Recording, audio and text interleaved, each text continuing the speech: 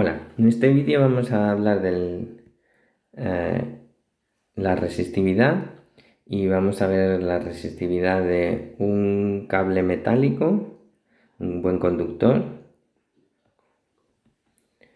y también hablaremos un poco de la resistividad de un axón al paso de la corriente eléctrica.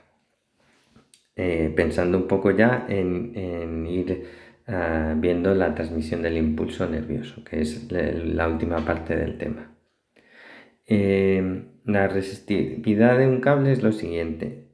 Tenéis un conductor metálico, habíamos visto la ley de Ohm, la diferencia de potencial que hay entre un punto al inicio del cable y un punto al final es igual a la intensidad de corriente por la resistencia. ¿De acuerdo? La intensidad de corriente circula por aquí.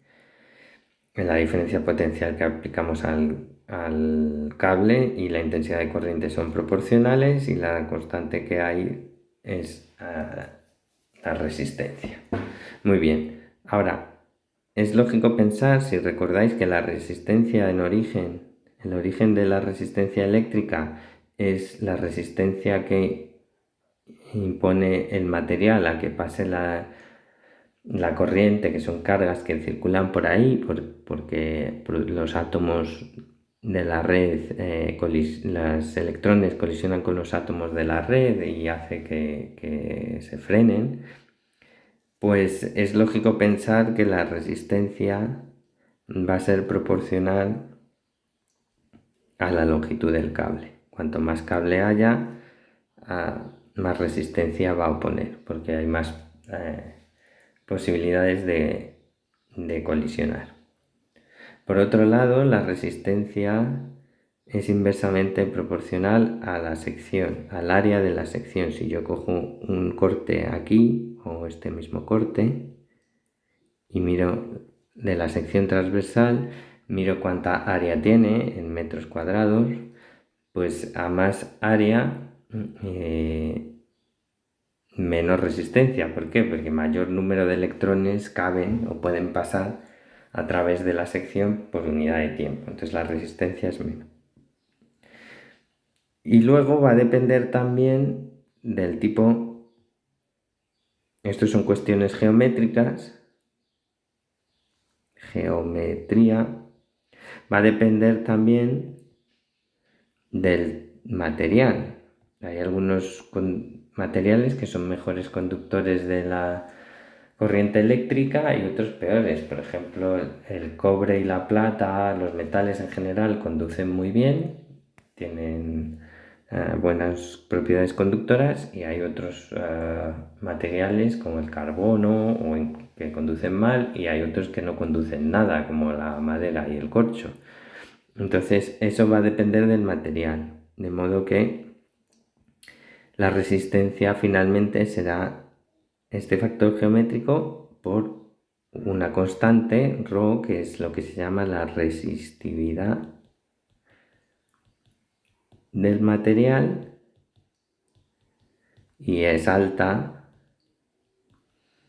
para malos conductores de la electricidad y es baja para los buenos conductores, en general los metales. Vale. Las unidades de la resistividad las sacáis de la fórmula, como siempre, R por A entre L, así que de aquí deducimos que la unidad de resistencia es el ohmio, de área metro cuadrado y de longitud metro, pues es un ohmio multiplicado por metro. Esta es la unidad de resistividad, que no tiene ningún nombre especial. Ohmio por metro, simplemente.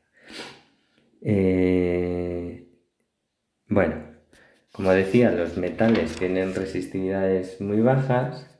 Podemos calcular la resistencia total de un axón, por ejemplo, de un trozo de axón.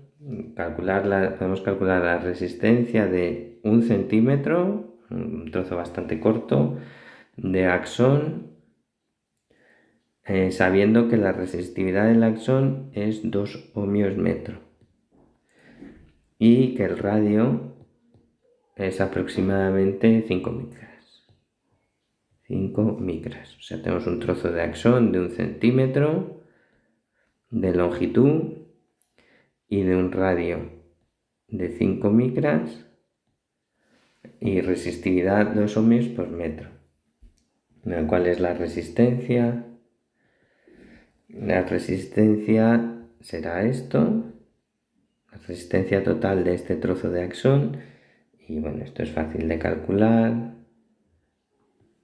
El área, esto como es un círculo, pues es pi r cuadrado, y si metéis los números, esto sale 2,5 por 10 a la 8 ohmios.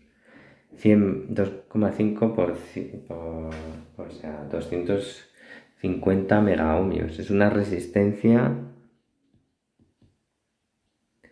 muy grande, muy grande. De hecho, para tener una resistencia tan grande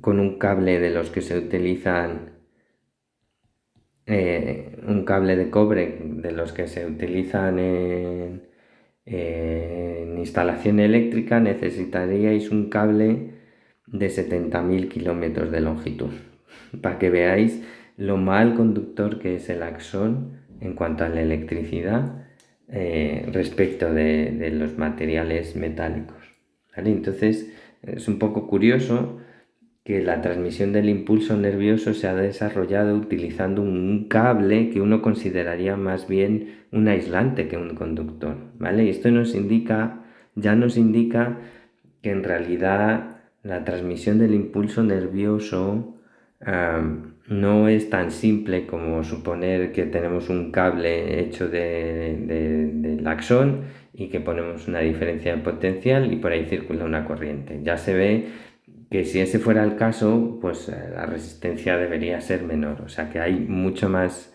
miga en la transmisión del impulso nervioso y espero poder contaros eso un poquito más adelante.